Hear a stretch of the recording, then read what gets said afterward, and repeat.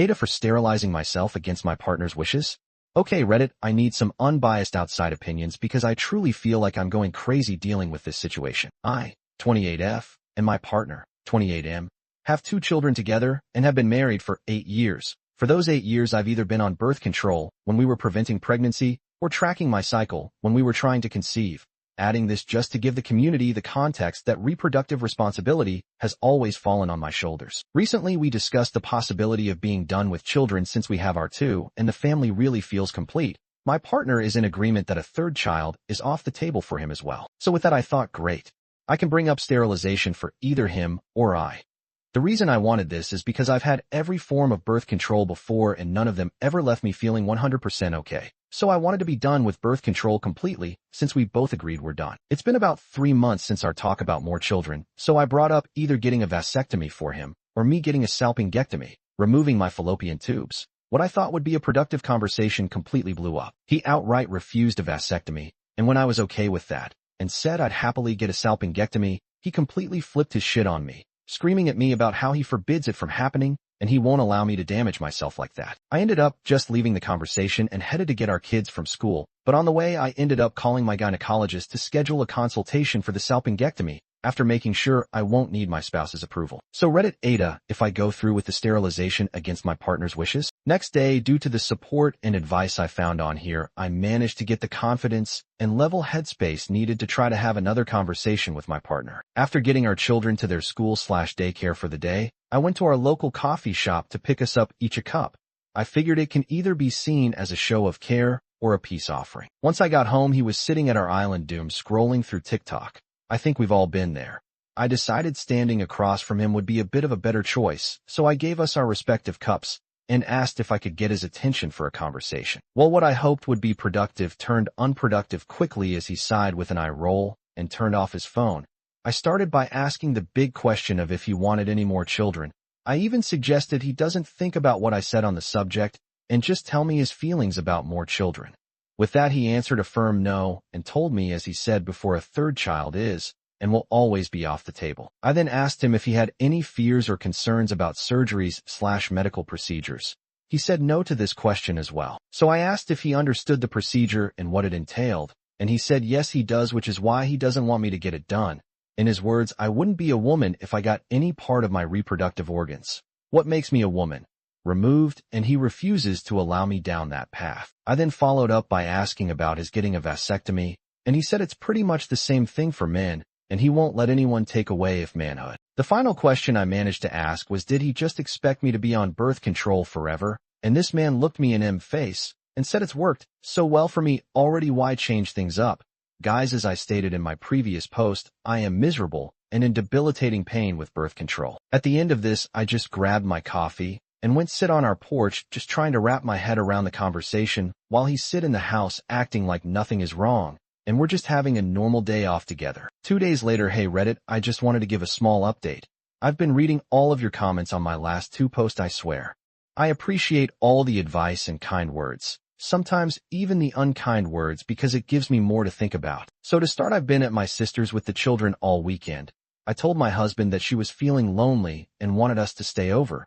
He believed it, as we usually try to do this once a month. I called off of work Monday, so my sister and I can meet with the divorce lawyer that handled her divorce. I'm unsure if divorce will be the path I go down, but I want to get my ducks in a row before laying it all down for my husband. Also, I would like to answer some questions that I saw a lot of in my last post. Yes, I still plan to go through with the sterilization.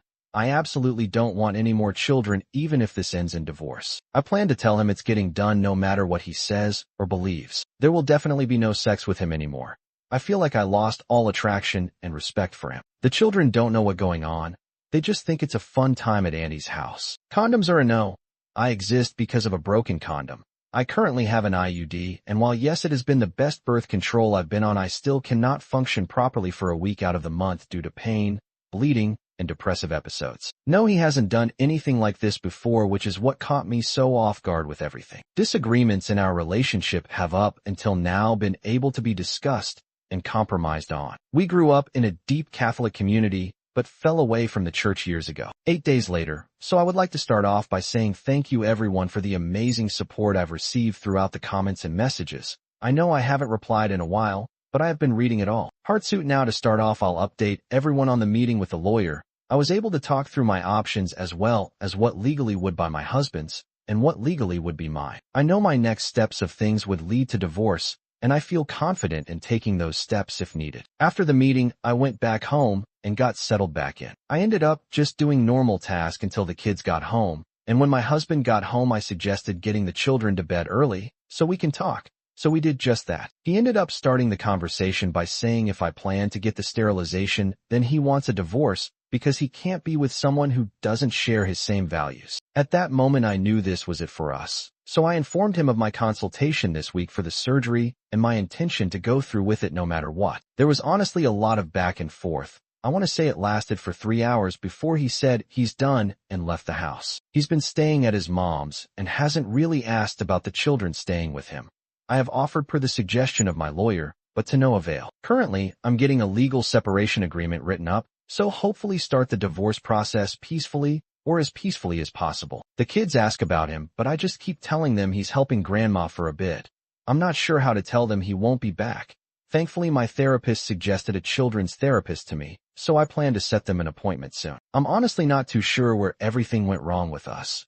I always felt like we had true love, but maybe I was just naive to any of the other signs. 5 weeks later, I know a few people have been messaging me as well as commenting on a few platforms for an update on everything going on. To start off with the divorce, I'm finishing up with my lawyer to get the divorce petition written and served to my husband.